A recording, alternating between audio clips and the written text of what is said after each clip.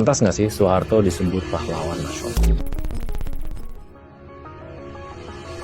Yang bisa dibilang positif dari beliau adalah arsitek besar dari Republik Indonesia modern. Jangan lihat sisi diktator atau sisi korupsi dan lain-lain. Intinya ada kontribusi nyata. Dan kalau dilihat dari sisi hukum, ini kubu yang punya satu argumen kuat. Pak Soeharto nggak pernah divonis bersalah. Tuduhan korupsi waktu itu dihentikan karena alasan kesehatan. Bahkan Dewan Gelar Pahlawan Negara secara resmi nyatakan Soeharto memenuhi syarat formil. Jadi emang nggak ada halangan administratif, jalannya dibuka untuk beliau diusulkan. Premisnya gini, gampang loh kita bilang dia jelek, gampang dia korupsi dan lain-lain, tapi kita harus ingat jasanya, bukan cuma ngeliat dosa masa lalunya. Pak Soeharto berperan aktif dari perang kemerdekaan. Orang suka lupa, dia ikut serangan umum 1 Maret di 1949 di Yogyakarta. Itu bukan aksi kecil loh, itu titik balik. Pas dunia mulai ngakuin eksistensi Republik Indonesia yang lagi dijajah ulang sama Belanda. Nah, dari sana karir militernya makin solid, akhirnya jadi tokoh yang mengakhiri kekuasaan Soekarno dan membangun Orde Baru. Jadi menurut mereka, rekam jejak perjuangannya itu jelas dan itu layak untuk dikenang. Makanya yang di G30S 1965, pas negara hampir runtuh, kekacauan di mana-mana, siapa yang turun tangan? Pak Soeharto. Versi Orde Baru nyebut Pak Soeharto lah ini yang menetralisir PKI, amanin Pancasila, stabilin negara dari ancaman disintegrasi. Pak Harto yang nyelamatin Indonesia dari kekacauan total. Mereka bilang itu bukan sekedar jasa, tapi pengorbanan yang nyata untuk keutuhan bangsa. Nah, di sisi perjuangannya, ada satu sisi lagi yang kita harus lihat, yaitu sisi ekonomi. Ini kartu utamanya nih. Karena pas beliau berkuasa, ekonomi Indonesia tuh porak-poranda, hiperinflasi, kemiskinan ekstrim, cadangan devisanya cekak. Tapi pas di tangan Soeharto, Indonesia bangkit. Inflasinya turun, pertumbuhan ekonomi stabil di atas 7% selama 2 dekade.